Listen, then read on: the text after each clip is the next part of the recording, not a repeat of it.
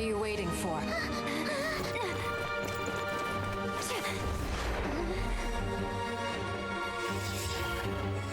I seriously can't be opening this video the same way I did for Act 1 and Act 2 of Nodcry. But man, Nodcry continues to surprise me in so many exciting ways, as we spend this entire act jumping between different groups of characters on our journey to learn more about Rorir. And I don't know what happened, but the writing between different characters is on another level in Nodcry.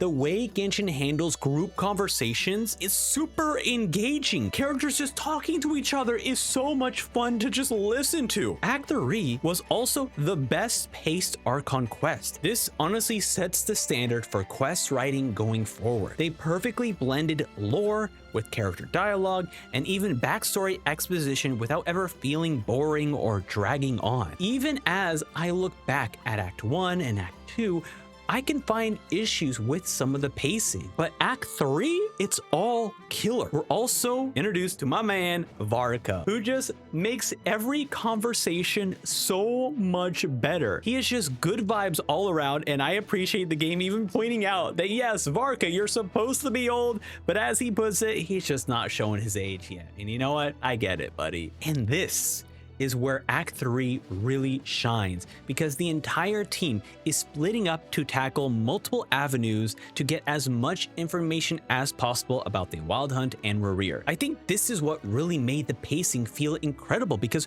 we don't sit with a group of characters for too long. We get this brief moment where we meet Sandrone and we learn about how she and Colombina used to have tea parties. It was a very cute moment because we got to see a more human, likable side of Sandrone. We also start to get a tease about Arlecchino's entire role in this quest. I was expecting her to show up, and the fact that we just get this really fun sequence where we are starting to control a bunch of Bosco bots trying to fend off the Wild Hunt. It's such a small story to tell that I just enjoyed about this in Act 3. Now let's see what Nefer, Yehoda, and Lauma are doing, and then we dive into Rorir's past.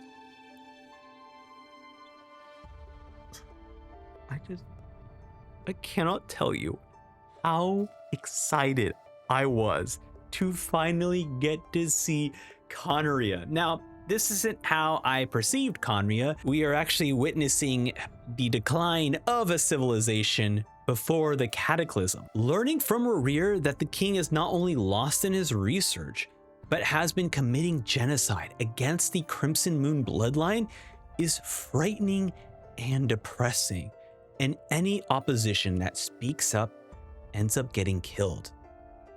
It's a horrifying revelation that I just wasn't ready for. I think I just forgot the darker sides of Khaenri'ah lore because of my bias towards the Heavenly Principles, but this was some of the most hard-hitting bits of lore. And then to reveal that Rorir is literally working with the Khaenri'ah Gestapo to find anyone connected to the Crimson Moon bloodline is Nazi-level behavior. And then you tell me that Dane is his friend and that Velda Fornir is the king's advisor. I understand that this is a video game, but you can't just toss in a little bit of genocide and the secret police and expect people not to ask questions about several key players in Khaenri'ah. So I'm curious how Hoyoverse will handle the next several acts. I'm also even more curious to relearn Khaenri'ah lore with this new perspective that I just didn't know about. To avoid spoilers, I will need to save this investigation for after I catch up. Lastly, I want to talk about someone who has the Crimson Moon bloodline, Arlecchino.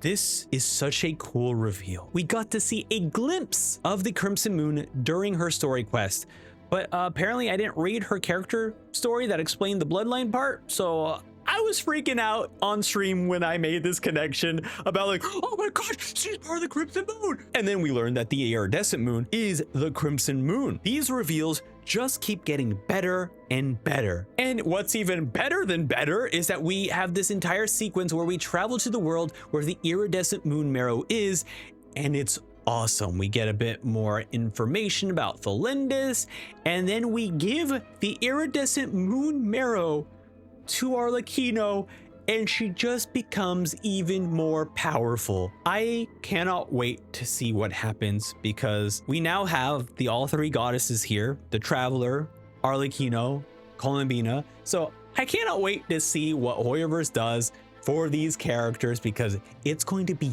so good. And those are my thoughts on Not Cry Act 3. Huge thank you to the generous viewers on Patreon, Twitch, and YouTube for becoming members, and to those even gifting memberships to the community. Thank you for your support, and see you all next time for some more Genshin. It's